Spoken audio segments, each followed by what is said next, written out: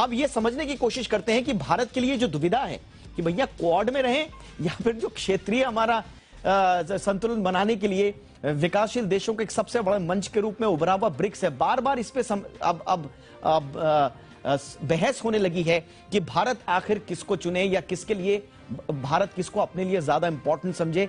बार बार अब तुलनाएं होने लगी हैं क्वाड से ब्रिक्स की। तो जरा आपको बताते हैं कि क्वाड वर्सेस ब्रिक्स, भारत क्योंकि दोनों का सदस्य है, किनको चुनेगा भारत, क्यों इंपॉर्टेंस है भारत की, इसको समझाने की कोशिश करते हैं। तो सबसे पहले इधर ब्रिक्स और इधर क्वाड को हमने आपको बताया।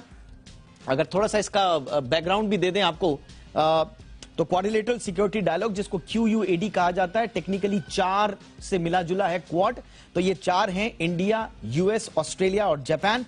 2007 में हालांकि इसकी अवधारणा सामने आई थी, लेकिन करीबन 1-2 साल तक ये साइलेंट रहा, कोई इस पर खास बातचीत हुई नहीं। लेकिन जैसे ही साउथ चाइना सी में चीन का दबदबा बढ़ने लगा 2017 के आसपास, तो इसकी आवश्यकता एक बार फिर उभरने लगी और फिर चारों देशों के सहयोग से क्वाड को एक मूर्त रूप दिया गया। तमाम बैठकें, समिट्स, वर्चुअल, फिजिकल होने लगी और अब ये बहुत ही इंपॉर्टेंट एक सिक्योरिटी पैक्ट, सिक्योरिटी तो नहीं से कहा जाता है, तमाम देश जो कहते हैं कि ये कोई सिक्योरिटी या कोई मिलिट्री पैक्ट नहीं है, लेकिन हाँ एक दूसरे की मदद करने के लिए डेवलपमेंट पैक्ट इसे जरूर मानते हैं चारों देश। लेकिन ये इंडो पैसिफिक रीजन के लिए बेहद इंपॉर्टेंट। थोड़ा सा ब्रिक्स का अगर आपको हम ब्रीफ दे दें, तो 2006 में Brazil, Russia, India, China, south Africa के कोऑपरेशन के लिए ये 2006 में बनाया गया था और तब से ब्रिक्स जो है उभरती हुई विकासशील जो अर्थव्यवस्थाएं हैं उनके लिए एक बड़ा इंपॉर्टेंट मसला रहा है,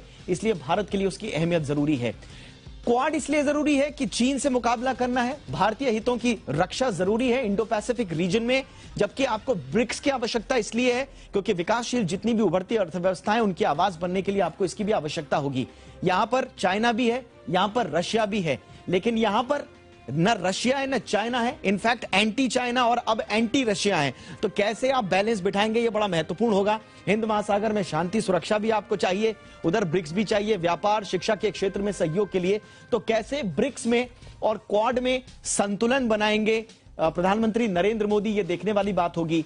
विकसित देशों का साथ आपको मिलेगा अगर आप क्वाड में रहते हैं, और विकासशील देश जितने भी हैं, अगर कोई खुदा ना खास्ता संकट आया तो दोस्त तो यही कहे जाते हैं, यहां पर आपको विकासशील देशों से जितनी मदद मिलेगी वो ब्रिक्स उसके लिए इंपॉर्टेंट है। तो ये है क्वाड वर्सेस ब्रिक्स में भारत की एक उहापोह की स्थिति आप कहें, कंफ्यूजन की स्थिति कहें, कहां जाएं कहां ना जाएं, लेकिन भारत यह भी जानता है कि हम कैसे संतुलन अंतर्राष्ट्रीय मंचों पर बिठाते आए हैं, हमेशा से संतुलन बनाता आया है, बहुत खूबसूरती से संतुलन बनाता आया है, बहुत सूझबूझ के साथ। और इसीलिए इंडियन डिप्लोमेसी की हर जगह तारीफ होती है कि वो चाहे किसी भी दूरी के राष्ट्र हो, किसी भी विचारधारा के राष्ट्र हो, हर तरह के राष्ट्रों में वो एक तरह से संतुलन बनाकर अपनी बात को आगे रखता आया है। ये देश की परंपरा रही है, भारतीय कूटनीति, भारतीय डिप्लोमेसी की ये जीत रही है।